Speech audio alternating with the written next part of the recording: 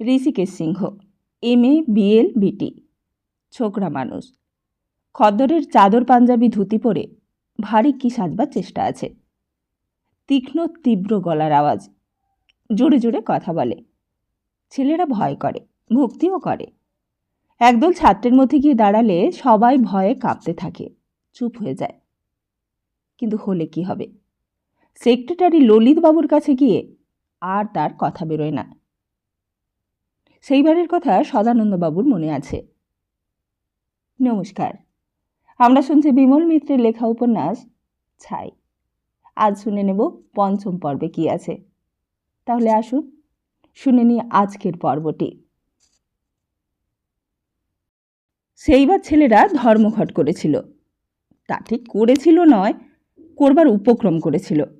ওই বার্ষিক পরীক্ষার সময় ক্লাস 10-এর ছাত্র বিলাস নকল করেছিল, আর ধরে ফেললেন রাখালবাবু। কিন্তু ধরবেন কাকে?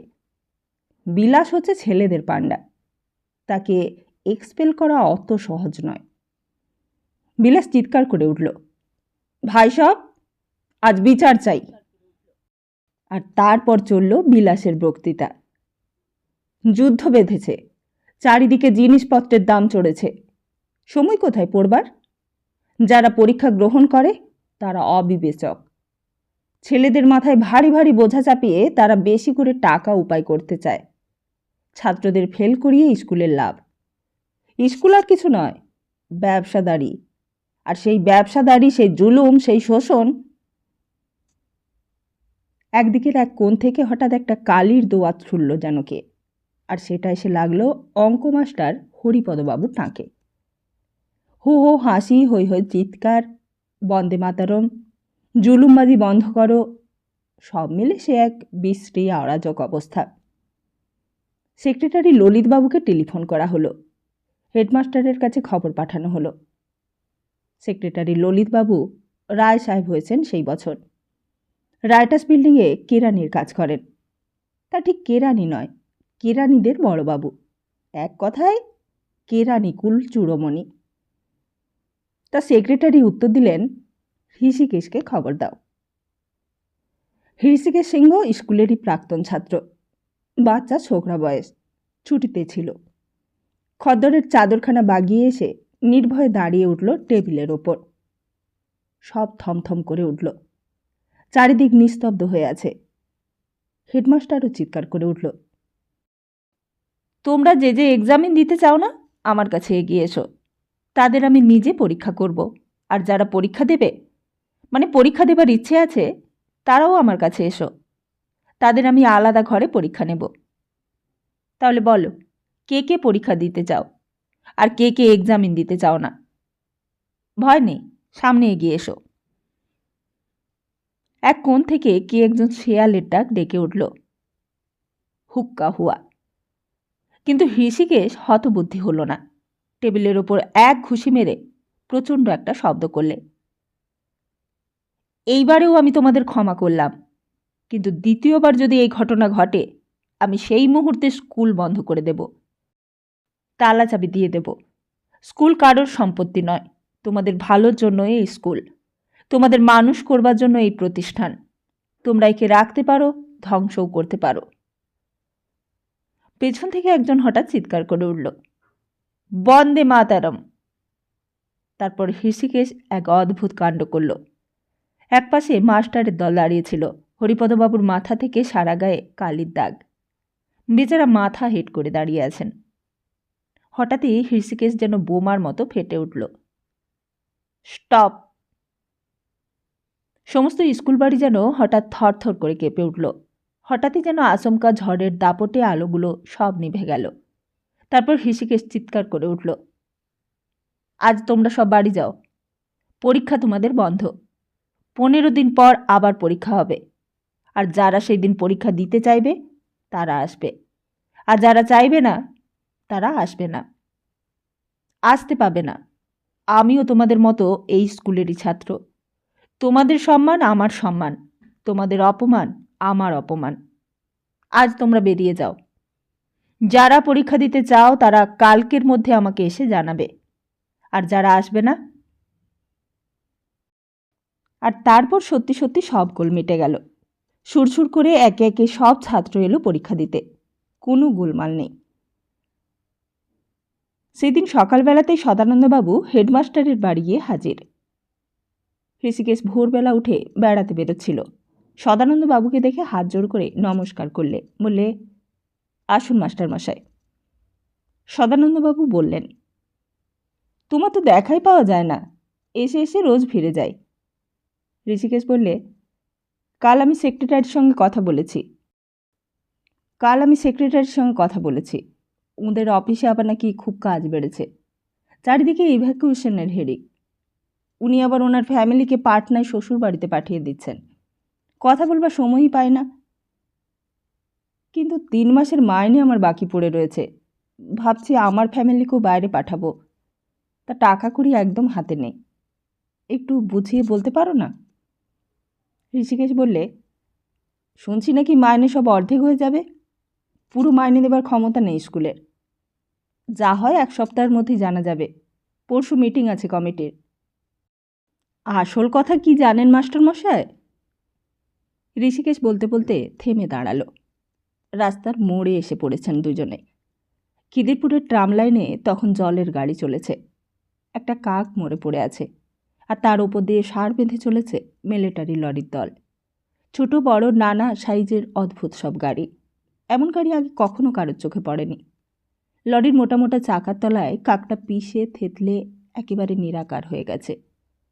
একদল কাক চারিদিকে চিৎকার করে অস্থির করে তুলেছে আবহাওয়া। মারোয়ারি লালাজি গত রাত্রের বাসি হালুয়া ছড়াচ্ছে, আর তারই লোভে একদল কাক প্রাণভয় তুচ্ছ করে তাই খেতে ছুটে এসেছে রাস্তার ওপর। কিন্তু মিলিটারি লরিগুলো যেন সব নির্মম দানব, রাস্তা কাঁপিয়ে চলেছে, কোনো দিকে কেয়ার নেই। আসল ব্যাপারটা তাহলে শুনুন, ঋষিকেশ বললে। সেক্রেটারি এবার ওয়ার ফান্ডে চাঁদা দিয়েছে 1000 টাকা, আরও কিছু স্কুল ফান্ড থেকে দেবার ইচ্ছে আছে, সেটাই পাশ হবে পরশুদিন। এইবার রায়বাহাদুর হবার আশা আছে কি না? তা এখন ঠিক হচ্ছে স্টাফ আপাতত কমিয়ে দেয়া হবে, ওই 6 জন মাস্টার রেখে আর সব ছাড়িয়ে দেবে। এখন এইরকম তো শুনছি পরশুদিন সব ঠিক খবর জানা যাবে। সদানন্দবাবু যেন হতবাক হয়ে পড়লেন। চিৎকার করছে চারিদিকে কাকগুলো, রাস্তায় জল দিচ্ছে হোস পাইপ দিয়ে। জলে ছিটে এসে সদানন্দবাবুর কাপড় জুতোয় কাদা লাগিয়ে দিলে। ছোকরার ঋষিকেশ হন হন করে চলছে। সদানন্দবাবু পেছন পেছন গিয়ে জিজ্ঞেস করলেন, তাহলে 6 জন মাস্টারে কাজ চলবে কি করে? কাজ চালিয়ে লাভ কি? ঋষিকেশ বললে, সত্যি কথা বলতে কি, স্কুলের ওপর আমার ভরসা নেই, ভরসা ছেড়ে দিয়েছি। মাস্টারি করেই বা কি হবে? আমি একটা ব্যবসা ফেঁদেছি মাস্টার মশাই, আপনাকে সত্যি কথাগুলোই বলি। ব্যবসা? নিজের কানকে যেন বিশ্বাসই করতে পারলেন না সদানন্দবাবু। হ্যাঁ মাস্টার মশাই, ওই বাণিজ্যে বসতি লক্ষ্মী। স্কুলে তো পড়াই ওই কথাটা, এইবার ভাবছি নিজের জীবনে লাগিয়ে দেখি। তা কিসের ব্যবসা ঋষিকেশ? পেরেক। পেরেক? সদানন্দবাবু পেছন থেকে সামনে সরে এলেন, বিস্ময়ে আর তার সীমা নেই। পেরেক? লোহার পেরেক? ওই কাঁটা পেরেক যাকে বলে, পয়সায় 10টা 12টা করে যার দাম। ধান নয়, চাল নয়, রূপো নয়, সোনা নয়, পেরেক? শুনতে ভুল করেননি তো তিনি? এখন আপনার হাসি পাচ্ছে মাস্টার মশাই, কিন্তু ওই পেরেকই দেখবেন একদিন পয়সা দিয়েও কিনতে পারবেন না। তা পেরেক আমি কিনতেই বা কেন যাচ্ছি? এ কি আর চাল যে রেঁধে খাওয়া চলবে? সদানন্দবাবু হাসলেন।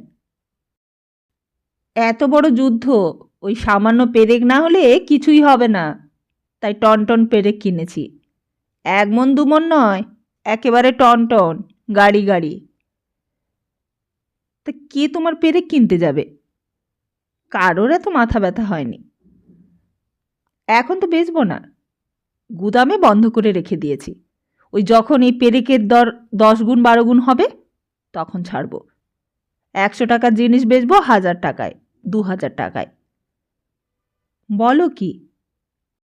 আর বলবো কি, যদি কিছু করতে চান মাস্টার মশাই, এটাই সুযোগ। কিছু না হোক 2 টাকা ছুঁচ কিনে রাখলেও আপনার 10 টাকা মুনাফা হয়ে যাবে, এই বলে দিচ্ছি। গড়ের মাঠের দিকে তাঁরা এসে পড়েছেন। রেসকোর্সের এই ধারটায় যুদ্ধের আয়োজন চলছে। কিছু কিছু মিলিটারি লরি জড়ো হয়েছে। সমস্ত ময়দানটা ঘিরে ফেলেছে। বিরাট ব্যাপার। রাতারাতি যেন এরা মাঠটাকে শহর বানিয়ে ছাড়বে। সদানন্দবাবুর মনে পড়ল আরেক দিনের কথা। ছেলেদের সেই ধর্মঘটের দিন ঋষিকেশ বড় বড় কথা বলে বক্তৃতা দিয়েছিল। ছাত্র তারা, ছাত্রের সম্মান, মাস্টারের সম্মান। কত ভালো ভালো সব কথা। আর আজ ঋষিকেশ যেন অন্যরকম মূর্তি ধরেছে। ঋষিকেশের খদ্দরের নিচে যেন মাংসলোলুপ একটা মূর্তি উঁকি মারছে এখন। ঋষিকেশ তখনও বলে চলেছে, যা ধরবেন তাতেই পয়সা হবে। পেরেক, ছুঁচ, কুইনাইন, ধান, চাল, কাপড়, মণিহারির জিনিস, বসে বসে টাকা চলে আসবে। শুধু গোড়াতে কিছু টাকা ফেলা চাই। কথাগুলো সদানন্দবাবুর ঠিক ভালো লাগলো না। তার বহুদিনের শখ ছেলেদের মানুষ করতে হবে। তারা স্বদেশ সেবার ব্রত নিয়ে বেরোবে স্কুল থেকে জীবনের উদার বিশাল ক্ষেত্রে। সেইখানে শিক্ষা, সংস্কৃতি, ইতিহাস, ঐতিহ্য দিয়ে তারা দেশের জনসাধারণকে শিক্ষিত করে তুলবে। ঋষিকেশের এ কী হলো? এ কী করলে সে? কেন তবে ঋষিকেশ মাস্টারি লাইনে এসেছিল? চারিদিকে যখন প্রাণ নিয়ে টানাটানি, শহর ছেড়ে সবাই যখন পালাচ্ছে, তখন যুদ্ধের মহামারীর সুযোগ নিয়ে এটা কীরকম রাহাজানি। ঋষিকেশের এই কাজটাকে সমর্থনই করতে পারলেন না সদানন্দবাবু। সদানন্দবাবু জিজ্ঞেস করলেন, তাহলে স্কুল কবে খুলবে? ঋষিকেশ বললে, তার কি আর ঠিক আছে? স্কুল আর নাও খুলতে পারে। সেক্রেটারি তো এইবার রায়বাহাদুর হবার জন্য উঠে পড়ে লেগেছেন। ওয়ার ফান্ডে চাঁদা দিয়েছেন। স্কুল ফান্ড থেকেও কিছু দেবার ব্যবস্থা করছেন। শেষ পর্যন্ত স্কুলের বাড়িটাও বোধহয় এআরপি এর জন্য ছেড়ে দেবেন। সদানন্দবাবু শুনে স্তম্ভিত হয়ে গেলেন। বড় সাধের স্কুল সদানন্দবাবুর।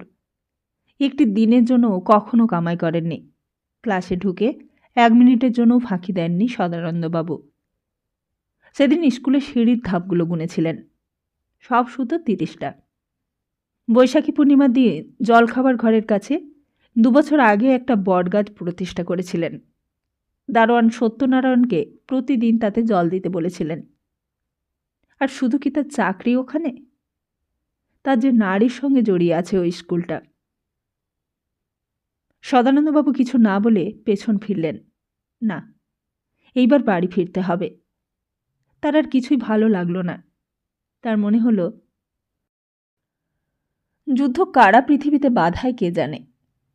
হয়তোবা হিটলার, কিংবা হয়তো হিটলার নয়, হয়তো মুসোলিনিও নয়, তোজও নয়, কেউই নয়। হয়তো যুদ্ধ বাধায় ওরা, ওই ঋষিকেশ, ওই রায় সাহেব ললিতবাবু, স্কুলের সেক্রেটারি, ওরা। কালকেই যাওয়া স্থির হয়েছে। মৃন্ময়ী একবার এই ঘরে এসেছিলেন। সদানন্দবাবু হিসেব করতে বসেছিলেন। আর হিসেব না করলে চলবে না। অনেক অপব্যয়, অনেক বাজে খরচ হয়ে গেছে। কিন্তু এইবার যেন এক বিরাট খরচ মাথার উপর তরবারির মতো ঝুলছে। এই বাড়িটা না হয় ছেড়েই দিলেন তিনি। তাতে নয় 20টা টাকা বাঁচল। কিন্তু গাড়ি ভাড়াও তো অনেক পড়বে। সেখানে সস্তার দেশ হলেও জিনিসপত্রের দাম কি আর সেখানে বাড়েনি? সদানন্দবাবু মুখ তুলে বললেন, কিছু বলবে? মৃন্ময়ী চারিদিকে একবার চকিত হয়ে দেখে নিলেন। কেউ কোথাও নেই। মাথার ঘোমটাটা ভালো করে টেনে দিলেন তিনি। কিন্তু সামনে দাঁড়িয়েও মুখ দিয়ে তার কিছুই কথা বেরোল না। যেন স্মৃতির ওজান ঠেলে বহুদিন আগেকার পরিচিত নাম ধরে তরুণ সদানন্দবাবু তাকে ডাকছেন। নিজেকে সামলে নিয়ে মৃন্ময়ী বললেন, কালই তাহলে যাওয়া ঠিক? ঝঙ্কার দিয়ে কথা বলা মৃন্ময়ীর অভ্যাস, কিন্তু আজ মৃন্ময়ী অজ্ঞাতসারেই তার কণ্ঠে প্রীতির সুর কোমলে বেজে উঠল। সদানন্দবাবু কি বলবেন ভেবে পেলেন না। হিসেবের খাতাটা সহসা হাতে তুলে নিয়ে বললেন, হিসেব কিছুতেই মিলছে না। তা হিসেব মিলছে না তো সুরুচিকে ডেকে দিই? এই বলে মৃন্ময়ী চলে যাবার উপক্রম করলেন। তুমি না হয় একটু বসলে। অনুযোগে সুর কম্পিত হলো সদানন্দবাবুর গলায়। তক্তপোশের বইগুলো সরিয়ে একপাশে একটু বসবার জায়গা করে দিলেন। তারপরে একরাশ বই খাতা নিয়ে এমন ব্যতিব্যস্ত হয়ে উঠলেন যেন আর মৃন্ময়ীর দিকে চেয়ে দেখারও সময় পাওয়ার কথা নয়। সহসা যেন তার ব্যস্ততা বেড়ে গেছে। মুখটা ঘরমাক্ত হয়ে উঠল। পকেটে হাত দিলেন। শিশিটা জল ফুরিয়ে এসেছে। 2-1 ফোঁটা যা ছিল সেটাই মাথায় থাবড়ে দিলেন। তারপর মৃন্ময়ীর দিকে ফিরে বললেন, কেমন আছো? হঠাৎই এই অস্বাভাবিক প্রশ্নে মৃন্ময়ী হেসে ফেললেন। হঠাৎ এই প্রশ্ন করছো? সদানন্দবাবু কি বলবেন ঠিক করতে পারলেন না। বললেন, বলছিলাম অনেক দিন বাইরে থাকতে হবে। কলকাতার কীরকম অবস্থা দাঁড়ায়? শুনেছি চট্টগ্রামে নাকি বোমা পড়েছে। তারপর খানিক থেকে মৃন্ময়ের চোখের দিকে সোজা চেয়ে বললেন, খুব সাবধানে থেকো। বিবাহিত জীবনে তার মনে পড়ে না কবে মৃন্ময়ীকে ছেড়ে একলা কাটিয়েছেন। বোধহয় কখনোই না।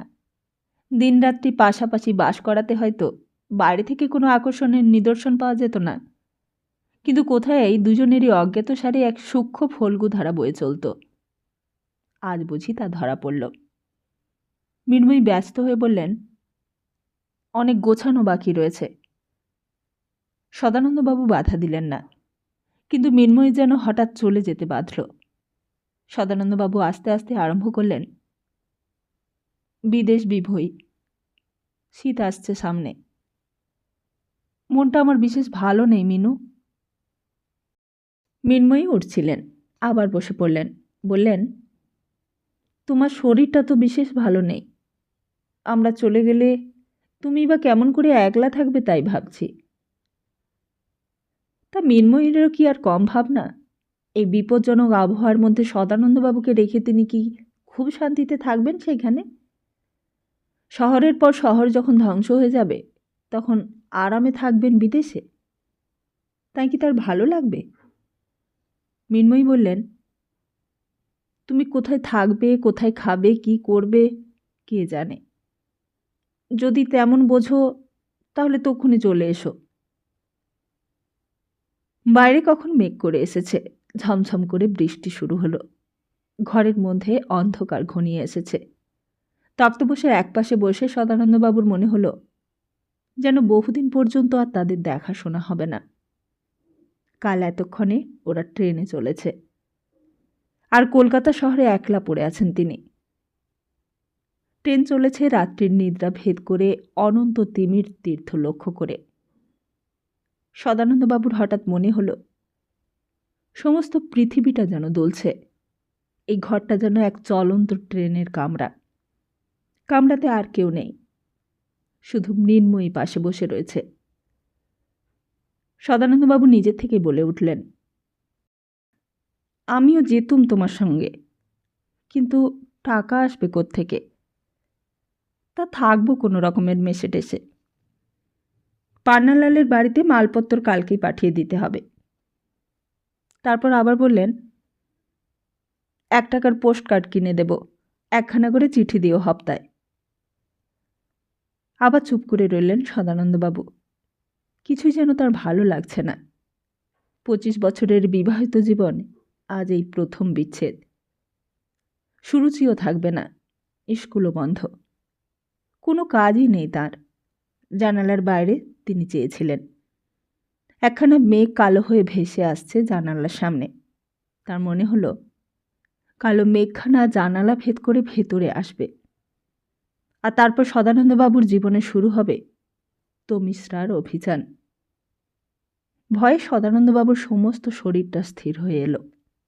বললেন, মিনু। পাশে চেয়ে দেখলেন মৃন্ময়ী নেই। কখন যে উঠে গেছে টেরই পাননি। তক্তপোষ ছেড়ে উঠলেন সদানন্দবাবু।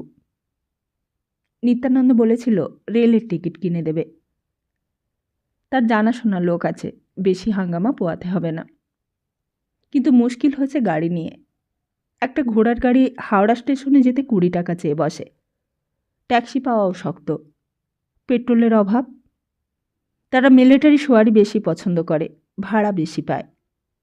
হয়তোবা 100 টাকা চেয়ে বসবে ভাড়া। রাস্তার ফুটপাতে শুধু লোকের সারি চলেছে, সমস্ত জনতা শুধু চলেছে হাওড়া স্টেশন নয়তো শিয়ালদায়। মিনময়ী আবার ঘরে ঢুকলেন, বললেন, এই দেখো, পুরনো বাক্স প্যাটরার মধ্যে এটা খুঁজে পেলাম। নিতান্তই পুরনো একটা পিচবোর্ড, তার উপর অনেক দিন আগেকার তোলা সদানন্দবাবু আর মিনময়ীর একটা ছবি, বিয়ের সময় তোলা। হলদে ফ্যাকাশে হয়ে গেছে, অনেক কষ্ট করে দুইজনের চেহারা চিনে নিতে হয়। আর তাছাড়া মিনময়ী তখন কত ছোট ছিল। সদানন্দবাবু তখন জেল থেকে ফিরেছেন। খদ্দরের পাঞ্জাবির ওপর খদ্দরের চাদর, দাড়িগুপ কামানো নয়। হঠাৎই যেন সদানন্দবাবু পুরনো দিনের মধ্যে ফিরে গেলেন। মিনময়ী বললেন, ওই জামা কাপড় বাক্স পড়লা সব গোছাতে গিয়ে পেলাম, একেবারে নষ্ট হয়ে গেছে। সদানন্দবাবু ফটোখানা হাতে নিয়ে এক দৃষ্টে দেখছিলেন, বললেন, তখন তুমি অন্যরকম দেখতেছিলে মিনু।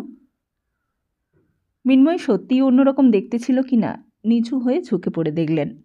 বললেন, ছোট্ট বয়সে সবাই অন্যরকমই থাকে, বড় হয়েই লোকে বদলে যায়। সদানন্দবাবু মুখ তুললেন, বললেন, আমি বদলে গেছি? না, কেবল আমিই বদলেছি। এই বলে মিনময়ী ঘর থেকে বেরিয়ে গেলেন। সুরুচি তখনও জানালার ধারে বসেছিল। মিনময়ী কাছে গিয়ে বললেন, তোর সেই ফটোটা কোথায় গেল রে রুচি? জনায়ের মিত্তিরদের বাড়িতে যখন বিয়ের সম্বন্ধ হচ্ছিল তখন একটা ফটো তোলা হয়েছিল সুরুচির, সেইটা কোথায় গেল? ঘরের মধ্যে একরাশ কাপড় চোপড় জড়ো হয়েছে, সুটকেস, ট্রাঙ্ক, বাক্স, বিছানা, কিছুই আর বাদ যাবে না। 2-1 দিনের জন্য তো নয়, 6 মাস থাকতেও হতে পারে, আবার 1 বছরও থাকতে হতে পারে। তার সমস্ত মিটে যাবার পরেই তো আর চলে আসা যায় না। সুরুচিও খুব মুচড়ে পড়েছে। শেষ পর্যন্ত যে কি হবে তা কে বলতে পারে। এই লজ্জা কাউকে বলবারও নয়, কারোর সাহায্য, কারোর সহানুভূতি পাবারও নয়। যদি নির্বিঘ্নে সমস্তটা মিটে যায়, গোপনে যদি সমস্তটা সমাধান হয়ে যায়, কেউ যদি টেরও না পায়, তখন আবার ফিরে আসা, আর এসে সুরুচির বিয়ের বন্দোবস্ত করা। নইলে যদি একবার সমস্ত প্রকাশ হয়ে পড়ে তাহলেই সর্বনাশ। আর মৃত্যুর চেয়ে ভয়ঙ্কর সেই অসহায় অবস্থার কথা কল্পনাও করতে পারেন না মৃন্ময়ী। কাজ করতে করতে ঘড়ির দিকে চাইতেই উঠে পড়লেন। সুরুচির আবার ডাবের জল খাবার সময় হয়ে গেছে। গ্লাসটা এনে বললেন, এটা খেয়ে নে। এক চুমুকে সমস্তটা শেষ করে দিয়ে সুরুচি আবার বাইরের দিকে চেয়ে দেখলে পাশের বেনেদের বাড়ির গা দিয়ে সবজি বাগানের গলিটা বেঁকে গেছে। এখান থেকে রাস্তার কিছুটা অংশ দেখা যায়। কোনো ব্যক্তিবিশেষকে লক্ষ্য করে নয়, কোনো কিছু দ্রষ্টব্যকে কেন্দ্র করে নয়, শুধু সমস্ত দিনের ক্লান্তিকর অলসতায় সুরুচির মনটা যেন কেমন বিষণ্ণ হয়ে ওঠে। কাল এতক্ষণ সে ট্রেনে চলেছে। কাল থেকে এই আবহাওয়া, এই রাস্তার লোক চলাচল, সজীব পারিপার্শ্বিকের এই শব্দ, এই কোলাহল আর থাকবে না। রাস্তা দিয়ে অনেক রকমের লোক যায়, শুধু শেখর তার চেহারাটাই নজরে পড়ে না। এ বাড়ি থেকে তাকে তাড়িয়ে দেওয়া হয়েছে তা সত্যি, কিন্তু সুরুচির কি অবস্থা তা তো সে জানে। তার কি কোনো দায়িত্ববোধ থাকতে নেই? একবার তার দাবি নিয়ে সে যদি এসে দাঁড়াতো, কে তাকে বাধা দেবার ছিল? কিন্তু শেখরদাই বা কেন আসবে? সে তো মুক্তি পেয়েছে, চরম বন্ধনের, চরম শৃঙ্খলের বন্ধন থেকে সে মুক্তি পেয়েছে। কিন্তু তবু তার অপারগতা ও অক্ষমতা জানিয়ে ক্ষমা চেয়ে একটা চিঠি কি শেখরদা লিখতে পারত না? মিনময়ী বললেন, তোর সেই ফটোটা কোথায় গেল রে রুচি? জানি না তো মা। মিথ্যে কথাই বললে সে। কয়েক মাস আগে হলে মিথ্যে কথা বলতে সুরুচির বাধ্য, কিন্তু আজ বোধহয় মিথ্যাচার ছাড়া গতিই তার নেই। ভালো মন্দ বিচার করবারও সময় নেই আজ। আজ তার মিথ্যাচারিণী হওয়ার জন্য শেখরকে দায়ী করা যাবে কিনা কে বা তা বলতে পারে। কোথায় রেখেছিস বল না ছবিটা? মৃন্ময়ী আবার তাগাদা দিলেন। কেন তুমি অত ঘ্যান ঘ্যান করছো মা? আমি তো জানি না বলছি। তুই বড্ড খিটখিটে হয়েছিস রুচি, আগে তো এমন ছিলি না। সুরুচি উঠে দাঁড়ালো, উঠে ঘর থেকে বেরিয়ে এলো। মেজাজ তার খিটখিটে হয়ে গেছে। সে কি অকারণে হয়েছে? অনেকদিন আগেকার কথা, তখন প্রিন্স তাকে প্রেম নিবেদন করত। সুরুচির একটা ছবি সে চেয়েছিল, ছবিটা তাকেই সুরুচি দিয়েছে। নিজের হাতে সুরুচি নিজের নাম সই করে দিয়েছিল ছবির নিচে। এতদিন পর সেই পুরনো কথাটা মনে পড়তে কেমন যেন মনটা আরো খারাপ হয়ে গেল তার। সুরুচি উঠে ঘরে এলো। সদানন্দবাবু তখন বেরোচ্ছিলেন, জামা পরা হয়ে গেছে। সদানন্দবাবু ফিরে দাঁড়িয়ে বললেন, কি রে রুচি, হঠাৎ কি হলো? সব গোছানো হয়ে গেছে? চারিদিকে ষড়যন্ত্র। সদানন্দবাবুকে নিয়ে এত বড় একটা ষড়যন্ত্র চলছে মা আর পিসিমার মধ্যে। তার এক বর্ণও এই সরল সাদাসিধে মানুষটি জানে না। নিষ্পাপ নিষ্কলঙ্ক চরিত্র। রুচির মনে হলো বাবার পায়ে হাত দিয়ে সে ক্ষমা চায়। অকপটে বাবাকে সমস্ত প্রকাশ করে বলে সে বাবার শিক্ষা, বাবার আশা, আদর্শের মর্যাদা রাখতে পারেনি। সে ভ্রষ্টা, সে তাদের বংশে কলঙ্ক লেপন করেছে। হ্যাঁ রে, কাঁদছিস নাকি? সদানন্দবাবু হাতের অ্যাটাচি কেসটা নামিয়ে সুরুচির মাথায় হাত বুলোতে লাগলেন। বললেন, আমার জন্য কষ্ট হচ্ছে বুঝি? কিছু ভাবিস নে মা, আমি ঠিক থাকব। বৌমা আমার কিছুই করতে পারবে না। শীতকালে রাত্রিরে লাহোর জেলে আমার গায়ে বালতি বালতি ঠান্ডা জল ঢেলেছিল, আমি একবারও হাঁচিনি। এই বলে হো হো করে সশব্দে হেসে উঠলেন সদানন্দবাবু। সুরুচির মনে হলো হাসি নয়, বাবা যেন হাউ হাউ করে কেঁদে উঠলেন। সদানন্দবাবু ভাবলেন, কাল চলে যাবার কথা ভেবে বোধহয় সুরুচির মনটা কেমন করছে। বললেন, তোরা সুখে থাক, নিরাপদে থাক, তাহলেই তো হলো। আমার এর চেয়ে অনেক কষ্ট সহ্য করবার অভ্যেস আছে। গোয়ালিয়রের 3 দিন পয়সার অভাবে উপোস করে কাটিয়েছি। কষ্ট সহ্য করতেই তো আমাদের শেখানো হতো সমিতিতে। তবে ওই বিষয়ে গৌরদাসের কাছে আমি বরাবরই হেরে এসেছি, ও ফার্স্ট হতো। তারপর একটু থেমে বললেন, হপ্তা অন্তর একখানা করে চিঠি দিস মা, তোর মার যদি অবসর না হয়। তুই যেন দিতে ভুলিস নে, জানিসই তো মার হাড়টা খারাপ। সদানন্দবাবু চলে যাবার পর সুরুচি অনেকক্ষণ দাঁড়িয়ে উঠতে পারলে না। মনে হলো সমস্ত ভেঙে চুরে চুরমার হয়ে যাক, শুধু প্রবঞ্চনা আর শুধু মিথ্যাচার দিয়ে এই পৃথিবী। দরকার নেই তার সুনামের, তার কুমারিত্বের অখণ্ড গৌরব নিয়ে তার মান হয়তো বাঁচানো হলো, কিন্তু তার প্রাণ বাঁচবে কিনা কে বলতে পারে। সদানন্দবাবু রাস্তা থেকে আবার ফিরে এসেছেন। কতগুলো প্রুফ ছিল সেগুলো নিতে ভুলে গেছেন। সুরুচিকে তখনও সেই অবস্থায় দেখে অবাক হয়ে গেলেন। বোধহয় সদানন্দবাবুকে ছেড়ে যেতে তার খুবই কষ্ট হচ্ছে। কাছে এসে বললেন, তা যেতে যদি তোর ইচ্ছে না করে খুব, তাহলে থাক না এখানে, দুজনেই থাকবো কলকাতায়। থাকবি রুচি? সুরুচি কিছুই বলতে পারলেন না। সদানন্দবাবুর দিকে মুখ তুলে চাইলে। সদানন্দবাবু অভয় দিলেন, বেশ আরাম করেই থাকবো দুজনে, তাহলে এই বাড়িটা ছাড়ি নে। সুরুচি এইবারেও কোনো কথা বলতে পারলেন না। হয়তো এখানে থাকতে পারলেই তার ভালো হতো। একদিন না একদিন শেখরদা নিশ্চয়ই আসত। শেখরদা এলে তখন এমন করে আর মিথ্যাচারের আশ্রয় নিতে হতো না, সমস্তটা সহজ হয়ে যেত। এই ষড়যন্ত্র তার আর ভালো লাগছে না। যা অন্যায় নয়, অবৈধ নয়, তা শুধু একটু ভুলের জন্য এমন মিথ্যা দিয়ে ঢাকতেই বা হবে কেন? সদানন্দবাবু বললেন, এখনো ভেবে দেখ, তাহলে নিত্যানন্দকে তোর টিকিটটা কাটতে বারণ করে দিই। তা হয় না বাবা, আমায় যেতেই হবে। সুরুচি মাথা নিচু করে বললে। সদানন্দবাবু কি বুঝলেন কে জানে। যেমন জেদি মেয়ে, একবার জেদ করলে টলানো শক্ত। সে চলেই যাক, ভালোই তো, নিরাপদেই থাকুক ওরা। তিনি একলা বেশ থাকতে পারবেন এইখানে। দুখানা বইয়ের কপিরাইট বিক্রি করে কিছু টাকা এসেছিল, সব টাকাটাই গিরিবালার হাতে দিয়ে দিয়েছেন। তার নিজের হাতে আর কিছুই রইল না। সে না থাক, তার নিজের আর কি বা খরচ। রাস্তার মুখে গিরিবালার সঙ্গে দেখা হয়ে গেল, পুরনো একটা গরদের থান পরনে। হাতের প্রসাদ দেখিয়ে বললেন, কালীঘাটে গিয়ে পুজো দিয়ে এলুম। তারপর তালপাতার উপরে তেল সিঁদুর থেকে একটু সিঁদুর নিয়ে সদানন্দবাবুর কপালে ছুঁয়ে দিলেন। একটা প্রসাদী জবা ফুল নিয়ে সদানন্দবাবুর মাথায় ঠেকিয়ে দিলেন। বললেন, সেইখানে গিয়েও তোর জন্য মনটা কেমন করবে। তা এখন কোথায় চলেছিস? সদানন্দবাবু বললেন, নিত্যানন্দের কাছে দেখা করে আসি, 3খানা টিকিটের জন্য। গিরিবালা বাড়িতে ঢুকলেন। ওই সরল সোজা মানুষটির জন্য কষ্ট হলো গিরিবালার। কিসের দরকার ছিল এইসবের?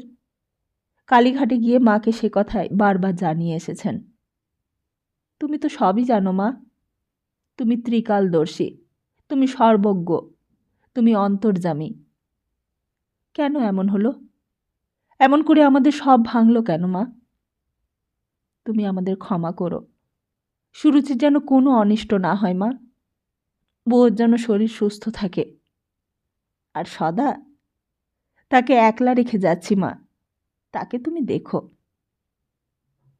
সূর্যের দিকে দৃষ্টিপাত করে হাত জোড়ো করে একবার প্রণাম করে নিলেন। নিত্যানন্দবাবু টিকিট করে দেবেন বলেছিলেন, কিন্তু শেষ পর্যন্ত তার দেখাই পাওয়া গেল না। হাওড়া স্টেশনে দাঁড়িয়ে থাকবে বলেছিলেন। 3rd ক্লাস পালকি গাড়ি 20 টাকায় রফা করে কোনো রকমের পৌঁছল, কিন্তু জনসমুদ্র দেখে সদানন্দবাবু অকুলে তলিয়ে গেলেন। সদানন্দবাবু 2খানা 10 টাকা নোট বার করে দিলেন। হাতাহাতি করে মালপত্রগুলো নামিয়ে দিলেন গাড়োয়ান, কিন্তু তাও স্টেশনের সীমানা থেকে 8 মাইল দূরে। পুলিশ জনতা নিয়ন্ত্রণের ভার নিয়েছে। সদানন্দবাবু বললেন, সব হাত ধরাধরি করে যাবে। সুরুচি, আমার এই ডান হাতটা ধর। বাড়ি থেকে বেরোবার সময় গুনে নিয়েছিলেন 33টা গাঁঠরি। এখানে এসে আরেকবার গুনে নিলেন, সব ঠিক আছে। একটা কুলিরও কিন্তু সাক্ষাৎ নেই। মোটমাটি নিয়ে কোথায় যে কোন দিকে যাওয়া যায় আর কোন দিকে ট্রেন, তারও কোনো ঠিকানা নেই।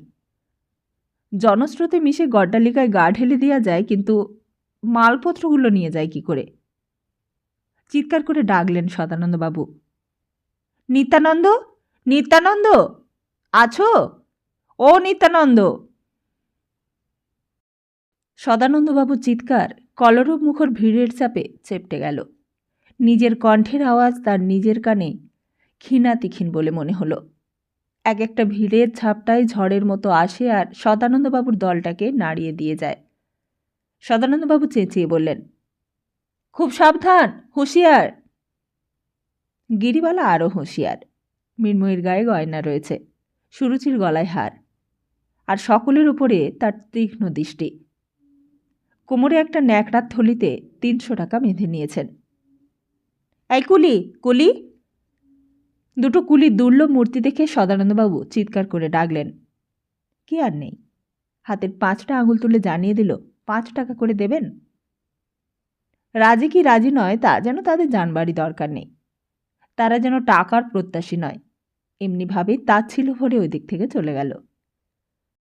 8টার গাড়ি আর 8 ঘন্টা মাত্র হাতে আছে। সদানন্দবাবু অকুল সমুদ্রে পড়লেন। শেষকালে কি 20 টাকা খরচ করে আবার বাড়ি ফিরে যেতে হবে নাকি? নিত্যানন্দের খুব আক্কেল, যা হোক, বিপদের সময় কেউ নেই। সদানন্দবাবু বললেন, শেখর এই সময় থাকলে কি আর ভাবনা ছিল? কি বল সুরুচি? সুরুচি কথাটা শুনে বাবার দিকে চাইলে। নীরব তিরস্কারের ভঙ্গিতে তার চোখ দুটো যেন হঠাৎ কঠিন হয়ে উঠল। মশাই, কোথায় যাবেন আপনারা? রেলের পোশাক পরা একজন লোক এসে চুপি চুপি জিজ্ঞেস করলে। চক্রধরপুর। টিকিট পিছু 10 টাকা লাগবে, পারবেন? আমি টিকিট কেটে দিতে পারি। তা ভদ্রলোক পরোপকারী বটে। গিরিবালার দিকে চাইলেন সদানন্দবাবু, অর্থাৎ তোমরা কি বলো। কিন্তু অত সময় নেই লোকটার হাতে, পরামর্শ করার সময় তখন নয়। এমন লোক মিলবে যারা টিকিট পিছু 20 টাকা দিতেও রাজি। তেমন তেমন জোগাড় করতে পারলে এক দিনে 400-500 টাকা উপায় করা যায়। টাকার যেন ছিনিমিনি খেলা চলছে। ওদিকে হিন্দুস্থানি দল কাপড়ের খুঁটের সঙ্গে কাপড়ের খুঁট বেঁধে মাথায় পোঁটলা কোলে মেয়ে নিয়ে চলেছে। শহরের এক প্রান্ত থেকে ওরা হেঁটে আসছে। হাওড়ায় টিকিট না পেলে ওরা রেল লাইন ধরে বরাবর হাঁটতে শুরু করবে। যত বিপদ ভদ্রলোকেদেরই। ফুটপাতের পাশে স্টেশনের দেওয়াল ঘেঁষে একটি পরিবার বসে আছে। সে পা ছড়িয়ে সংসারই পেতেছে। ওরা 3 দিন ধরে স্টেশনে এসে বসে আছে। টিকিটও পায় না, আর ট্রেনেও জায়গা পায় না। একজন বলে, এইখানে বসে যাও মা, মরি যদি একসঙ্গেই বোমার ঘায়ে মরবো সবাই। তা হ্যাঁ বাছা, তোমরা কোত্থেকে আসছো গা? চেতলা। তোমরা? আমরা আসছি খিদিরপুর। তা আমার চোখে জল ফেলতে ফেলতে বেরিয়েছি। তা মানভূমি কি আর এইখানে মা? নইলে তো পায়ে পায়ে চলে যেতাম। রাস্তায় দুর্গতির কি আর সীমা আছে? পাড়ার লোকে বললে, চারুর মা, তোমার ঝাড়া হাত পা তুমি কার জন্য প্রাণটা খোয়াবে? তা আমি বলি, চারু থাকলে কি আমার আজ দুধ বেচে খেতে হয়? হীরের টুকরো জামাই করেছিলাম, কপালে সইলে না মা। বুড়ি কথা বলে আর হাউ হাউ করে কাঁদে। গিরিবালা বললেন, ও সদা, সময় আছে তো, ট্রেন ফেল করবো না তো? ও মা জননী, একটা পয়সা দাও না মা, 2 দিন কিছুই খায়নি মা, অন্ধপুরোকে কিছু দাও মা। সরো বাপু, তুমি আর জ্বালিও না। এই বলে আমরা মুচি নিজে জ্বালায়। গিরিবালা আড়াল করে মুখটা ঘুরিয়ে দাঁড়ালেন। কোথাও রেহাই নেই, স্টেশনে পর্যন্ত এসে গেছে ওরা। হঠাৎই প্রচণ্ড শব্দ করতে করতে একসারি মিলিটারি লরি একেবারে ভিড়ের মধ্য দিয়ে ছুটে এলো। একটা নয়, দুটো নয়, একেবারে অসংখ্য। খাঁকি উর্দি পরা সব সাহেব ভর্তি। প্রকাণ্ড লোহার গেটের কাছে এসে থেমে গেছে। সবাই সন্ত্রস্ত হয়ে উঠল। সার্জেন্ট লাল পাগড়ি হৈ হৈ করে দৌড়ে এলো। সময় ওদের কাছে ভারী দামি। 1 সেকেন্ড দেরি হলে যুদ্ধে হার হয়ে যাবে। সার্জেন্টটা নিজে হাতে লোহার গেটটা ফাঁক করে দিলে। ঝনঝন করে আওয়াজ হলো একটা, তারপর সারবন্দি গাড়ির দল পৃথিবী কাঁপিয়ে ভেতরে ঢুকতে লাগলো। আর সঙ্গে সঙ্গেই হাঁ হাঁ করে একটা চিৎকার উঠল। তারপর সে এক বীভৎস দৃশ্য। সদানন্দবাবুর পৌর শরীরের শিরায় শিরায় রক্ত চলাচল যেন দ্রুত হয়ে এলো। একদল মেয়ে মানুষ গেট খোলা পেয়ে ভেড়ার পালের মতো ভেতরে ঢুকতে যাচ্ছিল। আর তাদের উপর সার্জেন্টদের সে কি অমানসিক অত্যাচার! চারুর মা বললে, হ্যাঁ গা, মারছে নাকি ওদের? বেশ করেছে, তখনই বললাম মাগিদের, তোরা ওদিকে যাস নে, সাহেব পুলিশ রয়েছে, ইজ্জত থাকবে না। তা আমার কথা তো শুনলে না হারামচাঁদিরা। বেশ হয়েছে, খুব হয়েছে। আশেপাশের আর সকলে যেন ঘটনাটাতে বেজায় খুশি হয়েছে বলে মনে হলো। পাশের একটা মেয়ে বলে উঠল, উমা, দেখো দেখো, মাগিটার মাথা পেটে কিরকম ফিনকি দিয়ে রক্ত বেরোচ্ছে গো। প্রথম থেকে সুরুচির কিছুই ভালো লাগেনি। কেন এমন হচ্ছে? আজ অনেক দিন ধরে বারবার সুরুচির মনে হচ্ছে যেন সব কিছুরই দ্রুত পরিবর্তন হচ্ছে। মানুষকে এইবার এরা ঘর ছাড়া করে ছেড়েছে। একবার তার মনে পড়ল তাদের কলেজের বন্ধুদের কথা। অনেকদিন কোনো সম্পর্কই নেই তাদের সঙ্গে। এই লক্ষ লক্ষ লোকের ভিড়ের ভিতর তাদের কি কেউ আছে নাকি এখানে? সেই অলিনা, শ্রীলতা, ইলার দল সবাই যদি কলকাতা ছেড়ে চলে যায় তাহলে থাকবে কারা? সুরুচির বয়সী আরও একটা মেয়ে আগে আগে চলেছে। হঠাৎ চমকে উঠেছে সুরুচি। কি ভাবছিস বলতো রুচি? এই হারকেনটা ঝুলিয়ে নে হাতে। মৃন্ময়ী বলে উঠলেন। সুরুচি দেখলে কুলি পাওয়া গেছে, 5 টাকা করে এক একজন নেবে। তা নিক, ট্রেনের সময় হয়ে গেছে, এখন আর দর কষাকষি করলে চলবে না। 4টে কুলি 20 টাকা নেবে। আস্তে আস্তে জনতার মধ্যে দিয়ে ওরা চলতে লাগলো। গিরিবালা বললেন, তুমি আর ওকে বকো না বউ, সাবধানে তুই আমার সামনে সামনে চল। অতি সন্তর্পণে কুলিকে সামনে নিশানা রেখে ওরা এগিয়ে যাচ্ছে। যাওয়া সোজা কথা নয়। বিরাট টিনের চালা নিচে যেখানে একটু জায়গা যে পেয়েছে, সেইখানেই পা ছড়িয়ে ময়লা মেঝেতে পথের ওপর মোটঘাট রেখে বসে পড়েছে, শুয়ে পড়েছে। নিয়মকানুন মানার দিনকাল নয়, অরাজক অবস্থা। বুদ্ধি করে প্ল্যাটফর্মের টিকিট 4টে কিনে নিয়েছিল সদানন্দবাবু। এখন তো আসল গেট পেরিয়ে ভেতরে ঢোকা যাক, তারপর একবার ট্রেনে উঠে বসলে তখন টিকিট যদি চায় সে টাকা দিলেই চলবে। তা বুদ্ধিটা দিয়েছিলেন গিরিবালা। গেটের সামনে এক এক করে লোক ছাড়ছে। ভিড়ের মধ্যে সুরুচির মনে হলো বড্ড ঘেঁষাঘেঁষি করে লোকগুলো দাঁড়িয়ে আছে আশেপাশে, যেন বড্ড বেশি রকমের অন্যায় সান্নিধ্য। সুরুচি আলগোছে নিজেকে স্পর্শ বাঁচিয়ে চলতে লাগলো। আগে হলে হয়তো এমন সান্নিধ্য উপেক্ষা করেই চলত, কিন্তু সম্প্রতি সুরুচির সমস্ত সত্তা যেন ভয়ানক রকমের আত্মসচেতন হয়ে উঠেছে। সামান্যতম ত্রুটির জন্যও কাউকে আর ক্ষমা করা চলে না, বিশ্বাস করা যায় না কাউকে। পৃথিবী যখন তাকে ক্ষমা করেনি, সেই বা কেন ক্ষমা করবে পৃথিবীকে? তার সদ্য জাগ্রত মন তার পরিবেষ্টনীকে যেন কেবলই অবিশ্বাস করতেই শেখাচ্ছে। ছোট দলটি আস্তে আস্তে গেট পার হয়ে গেল, কিন্তু প্ল্যাটফর্মের ভেতর ঢুকে বোঝা গেল বড্ড দেরি হয়ে গেছে। ট্রেনটার কাছে যেতেই নাগপুর প্যাসেঞ্জার চলতে শুরু করেছে। কুলে এসে নৌকো বানচাল হয়ে যাওয়া। সদানন্দবাবু মাথায় হাত দিয়ে বসে পড়লেন। গিরিবালা, মৃন্ময়ী আর সুরুচিও বসে পড়ল। কিন্তু মন্দির ভালো বলতে হবে, নিত্যানন্দ সেই বিপদের সময় হাজির হলো। আরে আপনারা এইখানে বসে, আর আমি আপনাদের খুঁজে খুঁজে হাল্লা, নিত্যানন্দ বললেন। সদানন্দবাবু ব্যস্ত হয়ে বললেন, তোমার আক্কেল তো খুব নিত্যানন্দ, এখন ট্রেন ফেল করে বসে আছি, আমি আর কোনো ভরসা পাচ্ছি না, যা করবার এখন তুমিই করো। ওই প্যাসেঞ্জারের পর মেল ট্রেন আছে বিকেলবেলা, তাতে আবার ভিড়ের ঠেলায় ওঠা মুশকিল হবে, আর তারপর তাতে আবার সাহিব মেমেদের ভিড়, গোরা সৈন্যদেরও ভিড়। 3rd ক্লাস ইন্টার ক্লাস যেই কয়েকখানা কামরা আছে তাও সাঁতরাগাছি থেকে সুকৌশলে ভর্তি হয়ে আসে। আর মেলটা যদি ধরতে না পারা যায়, সন্ধেবেলা রাঁচি প্যাসেঞ্জার আছে। সে ট্রেন অবশ্য চক্রধরপুর পর্যন্ত যাবে না, টাটানগর থেকে বেঁকে মুড়ির দিকে যাবে। তাতে টাটানগর পর্যন্ত অন্তত যাওয়া যাবে, তারপর টাটানগরে নেমে সেখান থেকে চক্রধরপুর পর্যন্ত আর মাত্র 39 মাইলের মামলা। সেটুকু নয়, পরের দিন যে কোনো গাড়িতেই যাওয়া যেতে পারে, কিছু ভাবনা নেই।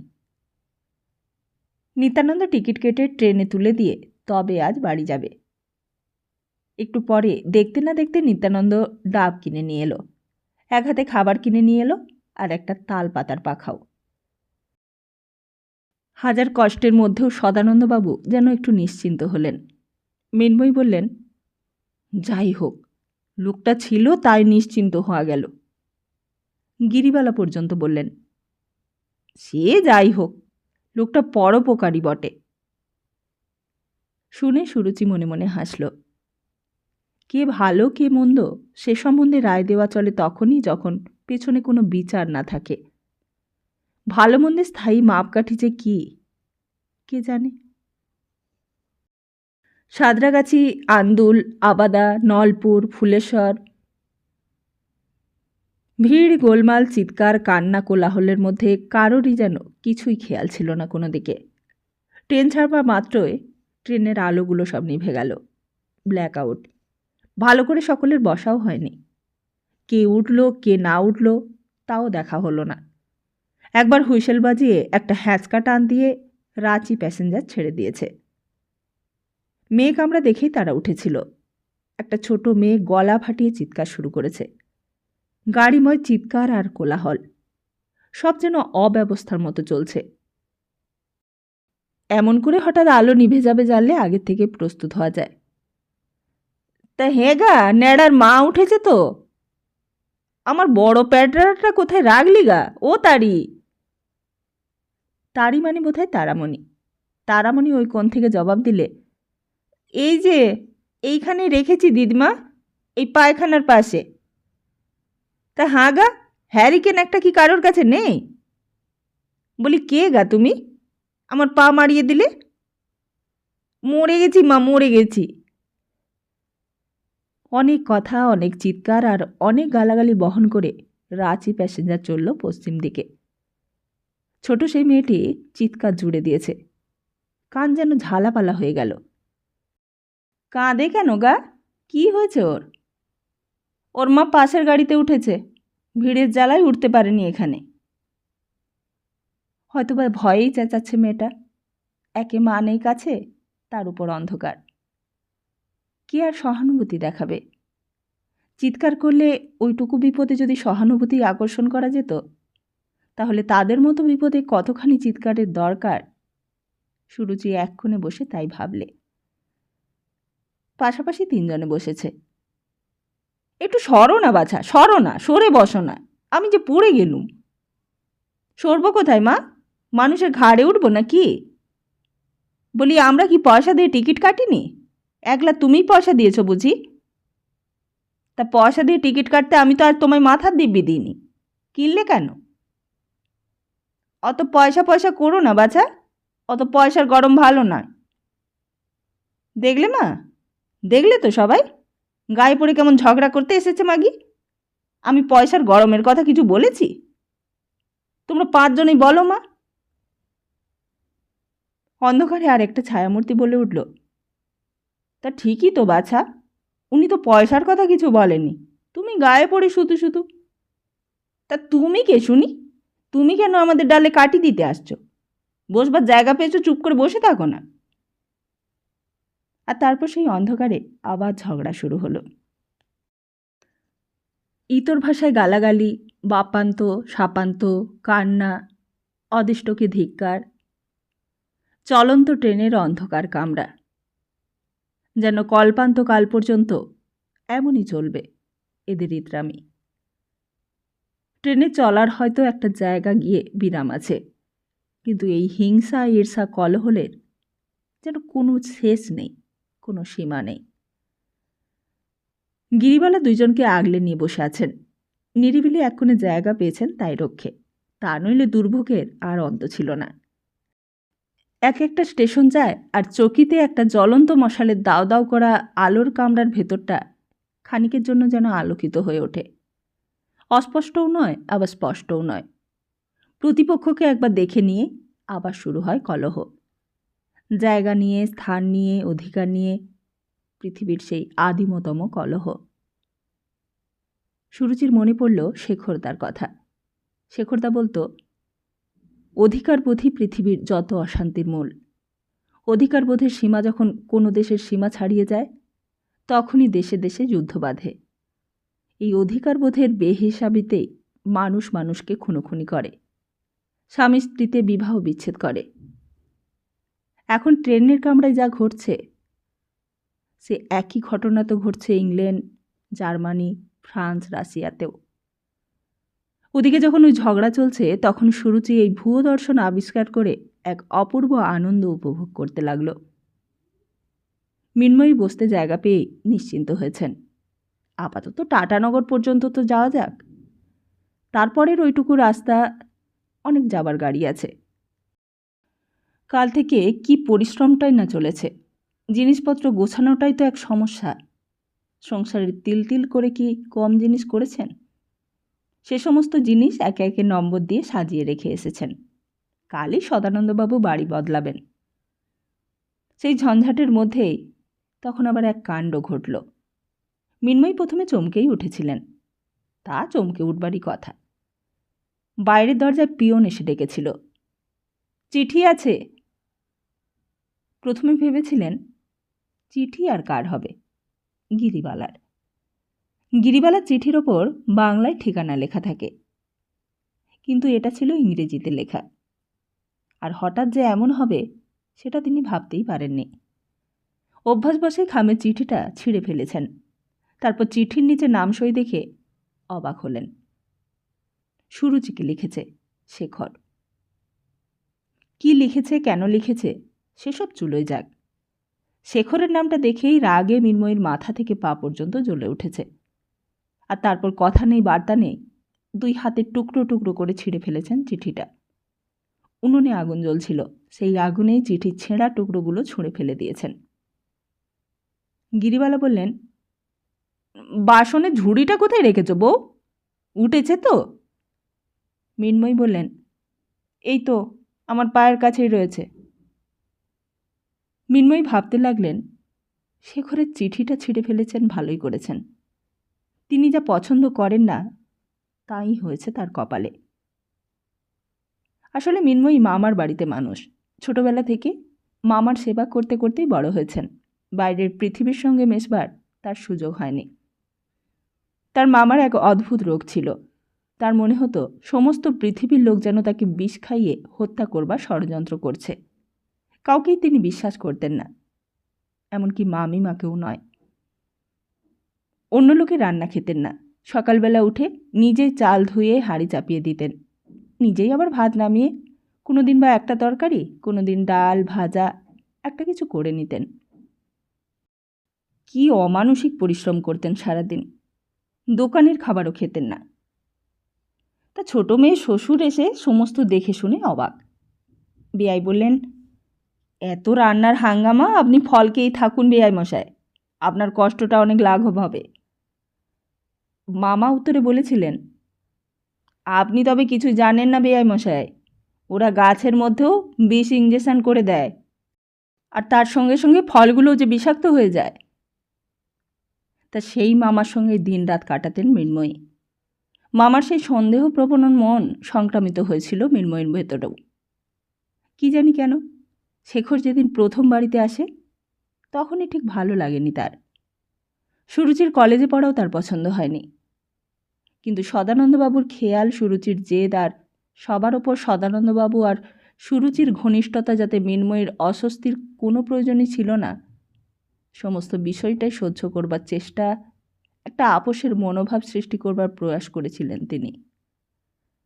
কিন্তু সেটা একান্তভাবে চেষ্টা বা প্রয়াসই ছিল, আর সেই প্রয়াস তার কোনোদিনই সফল হয়নি।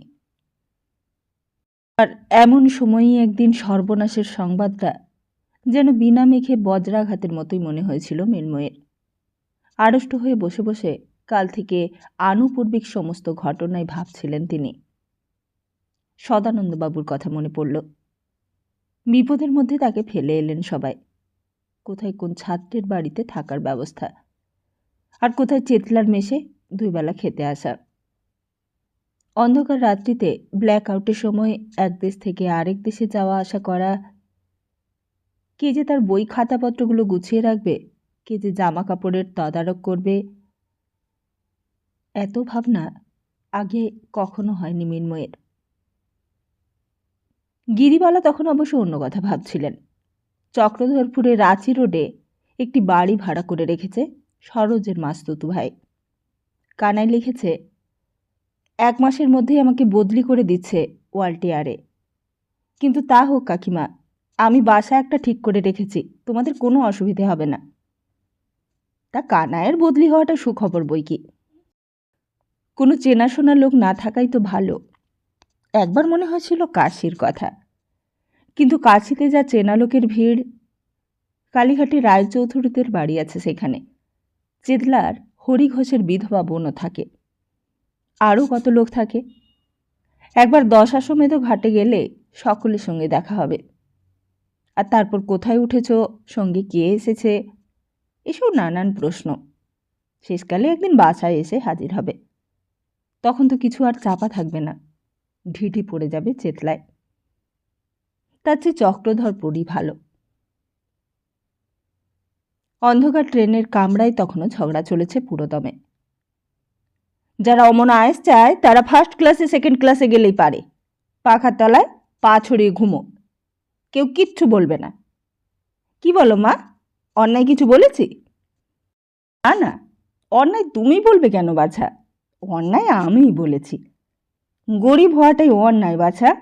আমাদের পয়সা থাকলে কি আর ওই গালাগালিগুলি দিতে পারতে, নাকি এমন লাথি ঝাঁটা মারতে পারতে? হ্যাঁ মা, গালাগালি তোমায় কখন দিলুম আমি? সবাই তো শুনেছে, বলুক দেখি কেউ। গালাগালি দাওনি বাছা? আমাকে ফুল বিল্লিপত্তর দিয়ে পুজো করেছ? আমি কি কালা? আমি তো আর শুনতে পাইনি কিছু। হঠাৎই টপ করে গাড়ির আলোটা জ্বলে উঠল। ব্ল্যাকআউটের সীমানা পেরিয়ে গেছে বোধহয়। সঙ্গে সঙ্গে গাড়ির মধ্যে এক অদ্ভুত কাণ্ড ঘটে গেল। ছোট মেয়েটা এতক্ষণ কান ফাটানো চিৎকার করছিল, সেও কি জানি কেন হঠাৎ থেমে গেছে। ওদিকে হিন্দুস্থানীদের একটা দল এতক্ষণ গান জুড়ে দিয়েছিল, তারাও হঠাৎ চুপ করে গেল। আর সবচেয়ে অবাক লাগলো সুরুচির সামনের দলটিকে দেখে। ওদেরই মধ্যে দুই দল ভাগাভাগি হয়ে ঝগড়া চলছিল। তাদের মধ্যে একজন অবাক হয়ে বলে উঠল, ও মা, দিদি না? আর তার সামনের মহিলাটি চোখ কপালে তুলে বলে, ও মা, তাই এতক্ষণ চেনা চেনা গলা লাগছিল। তা তুই কোথায় যাচ্ছিলি ছোট বউ? নে নে, পান খা। তোর দেওর কেমন আছে? কতদিন পর দেখা। ছি ছি ছি ছি। এইটি আমার ছোট মেয়ে, আর ওইটি হলো বড় ছেলে। ওই টাঙ্কের ওপর বসে রয়েছে, ও আমার ভাসুরপো। এসো এসো খোকা, সর খুদি, সরে বস। এখানে 5 জনের জায়গা খুব হবে। এসো তো বাবা, এসো। বোমার ভয়ে পালাচ্ছি না দিদি, উনি রয়েছেন পুরুষদের গাড়িতে। তা কতদিন পর আবার দেখা হলো। সংসারের জ্বালায় আর কারোর খবর নিতে পারিনি দিদি। খুব আনন্দ হলো দেখে। সুরুচি আর হাসি চাপতে পারছিল না। গিরিবালার দিকে চাইলে সুরুচি। গিরিবালাও দেখছিলেন। বললেন, মরণ, মাগিদের ঝগড়া করতেও যেমন, আবার আদিক্ষেতে করতেও তেমনি। নৈশ তিমির ভেদ করে হাসি কান্না সুখ দুঃখের বোঝা নিয়ে রাঁচি প্যাসেঞ্জার হু হু বেগে ছুটে চলেছে। বাইরের দিক চক্রবাল রেখায় চাঁদ উঠেছে। ধূসর পটভূমিকায় জমাট বাঁধা অন্ধকারের মতো দুপাশের গাছগুলো দ্রুত গতিতে পেছনে সরে যাচ্ছে। চারিদিকে নিথর নিস্তব্ধ পরিস্থিতি। ঘুমকাতর রাত্রি। তারই মধ্যে দিয়ে একখানা বিনিদ্র ট্রেন পাহাড়াওয়ালার মতো পৃথিবী পরিক্রমা করতে বেরিয়েছে। সুরুচির চোখ দুটো ঘুমে ঠুলে আসতে লাগলো। তাহলে আজকের মতো এখানেই শেষ। খুব তাড়াতাড়ি আসছি আগামী পর্বটি নিয়ে। ততদিন ভালো থাকুন, সুস্থ থাকুন, আর সবাইকে ভালো রাখুন। আমার গল্প পাঠ যদি আপনাদের পছন্দ হয়, চ্যানেলটিকে সাবস্ক্রাইব করে পাশে থাকুন। কমেন্ট করে জানান গল্পটি কেমন লাগছে। নমস্কার।